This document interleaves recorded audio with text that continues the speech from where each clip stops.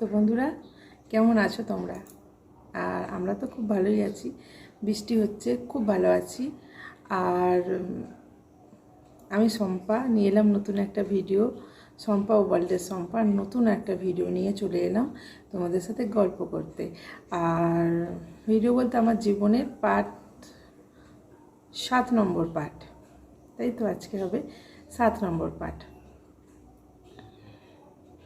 জীবনে আমার অনেক কষ্ট দেখেছি আমি। আমার মতো কষ্ট হয়তো কেউ দেখেনি। কারণ হচ্ছে আমার বাবার একটা মেয়ে। আমার বাবাও গরিব ছিল, খুব বড়লোক নয়, কিন্তু আমার বাবা আমাদেরকে কোনোদিন বুঝতে দেয়নি যে অভাব কী, কোনোদিন বুঝতে দেয়নি। আর বুঝিও নি, অতটা বুঝিনি। হ্যাঁ, খুব সাচ্ছল্য যে ব্যাপারটা, যে খুব সাচ্ছল্যে আমরা বড় হয়েছি এমনটা নয়।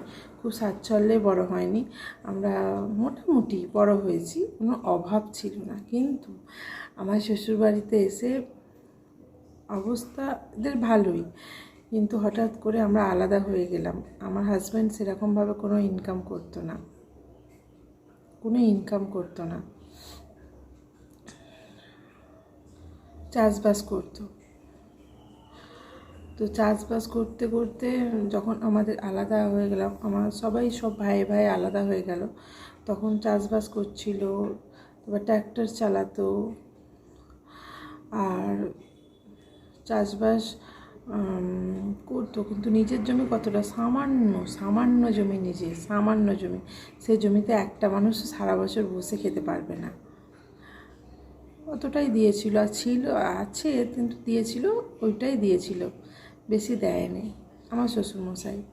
যাই হোক, যা ভালো বুঝেছেন করেছেন, তো ওইটাই দিয়েছিলেন।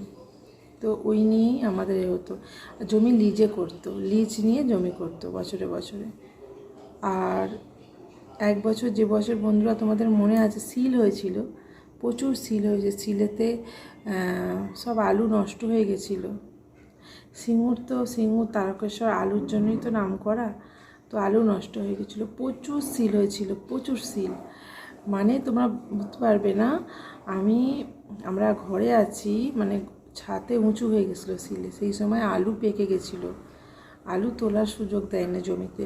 অনেক টাকা ক্ষতি হয়েছিল, অন্তত 1 লাখ এরকম কাছাকাছি অনেক টাকা ক্ষতি হয়ে গেছিলো। লিজে জমি নিয়েছে পয়সা দিয়ে, তারপর আবার আলু বীজ, সার, যেখানকার যা সব তুলেছে। আলু বীজের তো প্রচুর দাম ছিল, এখনও আরও বেড়েছে।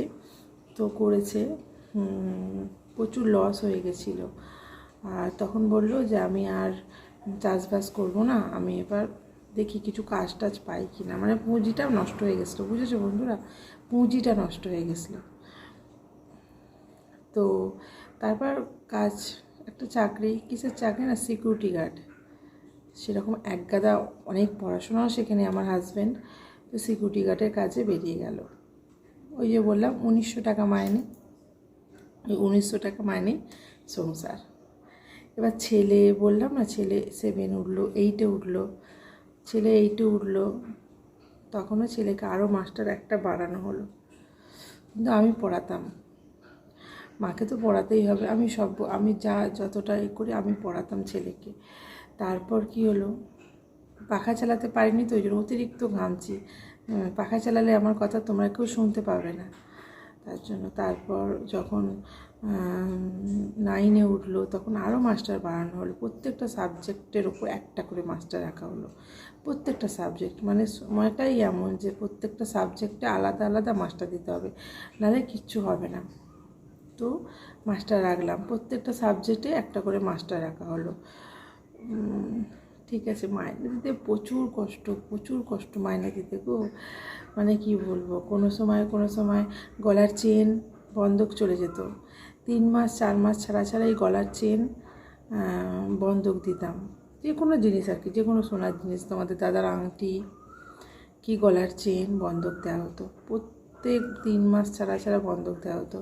বন্ধক দিয়ে ছেলের মাইনে দেওয়া হলো, এসব করা হতো। আবার ঠিক কষ্ট করে 3-4 মাসের মাথায় আবার ছাড়ানো হতো।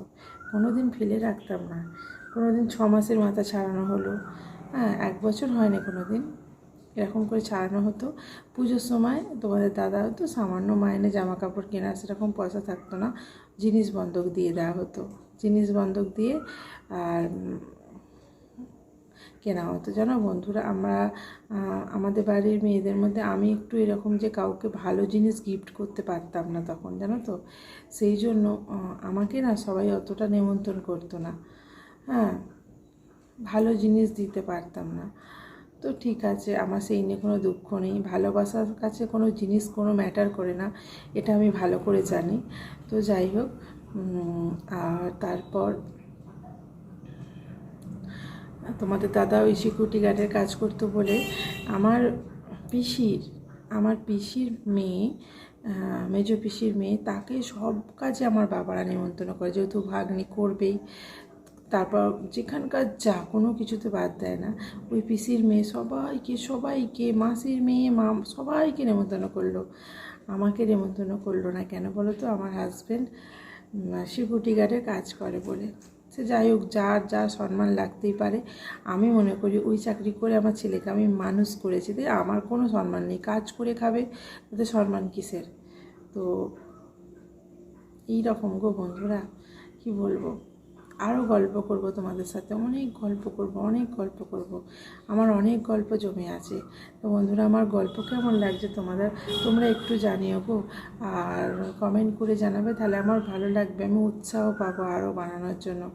লাইক কমেন্ট শেয়ার করবে, আর আমার চ্যানেলটা এখনও পর্যন্ত যারা সাবস্ক্রাইব করুনি, প্লিজ আমার চ্যানেলটা একটু সাবস্ক্রাইব করে দিও গো।